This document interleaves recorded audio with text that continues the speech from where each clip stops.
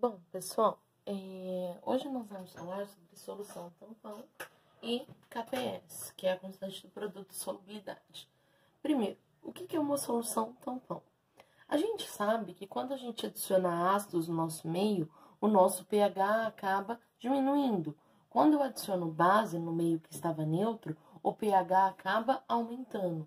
Mas às vezes em laboratório nós precisamos adicionar ácido ou adicionar base, só que a gente não quer que o pH varie. A gente quer que o pH se mantenha constante. Eu preciso do ácido para fazer a reação, mas eu não quero variar o meu pH. Então, para isso, eu tenho a solução tampão. A função dessa solução é manter o pH constante, mesmo quando for adicionado ácido ou base. Então, não é que eu preciso dela para o produto final. Ela vai ser colocada para tentar manter o pH o mais próximo do pH original da solução. Então, ele vai tentar manter esse pH constante, mesmo quando for adicionado um ácido ou base. Para fazer isso, para fazer uma solução desse tipo, eu preciso de um ácido fraco, lembrando que dentro dos hidrácidos, forte é o HCl, HBr e HI, o HF é moderado e todo o resto é fraco. E aí, dentro dos oxiácidos, eu faço a continha de oxigênios menos hidrogênios. Se der 2 ou mais, ele é forte. Se não der isso, ele é moderado ou fraco. Então, eu preciso de um ácido fraco com a sua base conjugada do ácido. A base conjugada seria o ânion que veio de um sal desse ácido. Por exemplo, eu poderia falar que um sal do HCN, do ácido cianídrico, é o NaCN, cianeto de sódio. A parte do ânion é aqui o nosso cianeto. Então, é a base conjugada. Base pela teoria de Bronce de Lowry, que é aquela teoria que fala que base é aquela espécie capaz de receber um H+, receber um próton. É H+ sendo tratado como próton, por quê? Porque o hidrogênio tem um próton e um elétron. No momento que eu coloco o H+, ele está perdendo o elétron, ele só tem o próton, né? Por isso que a gente está escrevendo aqui receptor de próton. Então, eu preciso de um ácido fraco e de uma base conjugada. Se eu tiver isso, ácido fraco e base conjugada, mesmo por mais que eu adicione ácidos fortes ou base forte, o meu pH não vai mudar muito. Por que não vai mudar? Vamos imaginar o seguinte. Primeiro, eu adicionei um ácido forte. Então, eu tinha aqui um tampão feito de ácido cianídrico e da base conjugada, que é o cianeto, e eu adicionei um ácido forte nesse meio. Então, eu estou adicionando H+ nesse meio. Estou aumentando a quantidade de H+, adicionando um ácido forte nesse meio. Beleza. No momento que eu jogo o ácido forte, que eu começo a aumentar a concentração de H+, como eu aprendi em hidrólise de sais, o que acontece?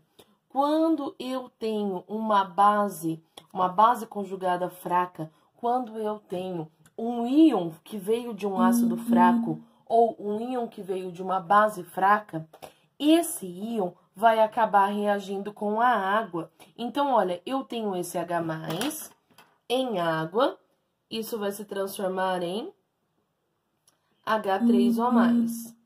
Tenho esse H3O+, que eu adicionei, e aí ele vai reagir com esse CN-. No momento que ele reage com esse CN-, eu vou formar água mais o ácido cianídrico. Se eu tô formando água mais ácido cianídrico, o que vai acontecer? Esse ácido, tô diminuindo a concentração dele no meio. O pH que tinha ficado ácido por causa dessa adição, vai ser revertido em água e ácido cianídrico, que é um ácido fraco.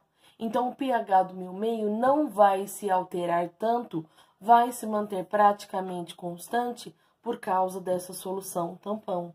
Mas isso foi no caso de eu adicionar um ácido forte.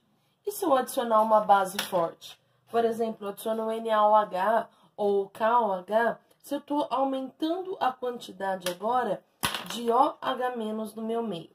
Estou adicionando uma base forte e aumentando a quantidade de OH-.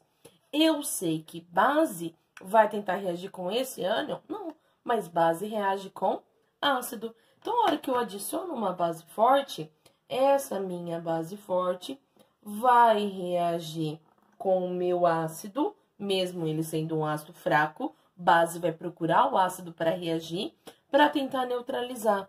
Neutralizando, eu vou produzir aqui, então, a minha água mais o meu ânion cianeto. Então, de novo, meu pH não vai sofrer grande alteração. Por quê? Porque eu formei água. E se eu formo água, se eu estou acabando com essa quantidade de OH- que eu tenho a mais da minha solução, ou acabando com essa quantidade de H+, do H3O+, que eu tenho na minha solução, o meu pH não vai ser tão fortemente alterado. Isso é uma solução tampão. Tudo bem?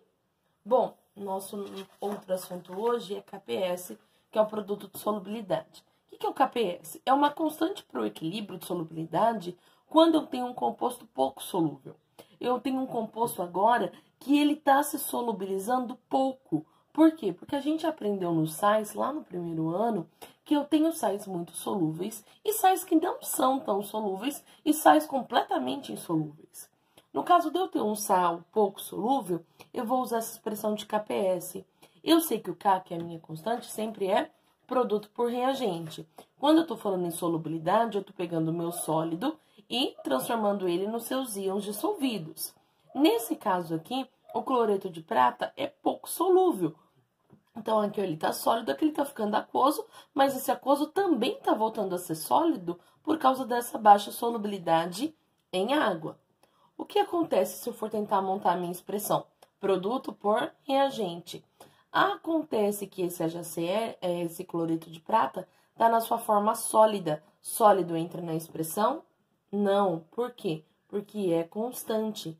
Então, o meu KPS, que é a minha constante do produto de solubilidade, vai ser igual à minha concentração do Ag+, vezes a minha concentração do Cl-. Então, KPS é a constante do produto de solubilidade que vai levar em conta também esses íons dissolvidos para quando eu tenho um composto pouco solúvel. Por que ele não vai aparecer aqui? Porque esse cloreto de prata não vai solubilizar tanto, ele vai ficar mais na forma sólida. Sendo a forma sólida, ela é constante e por isso ela não aparece na nossa expressão. Essa será a expressão de KPS. Tudo bem?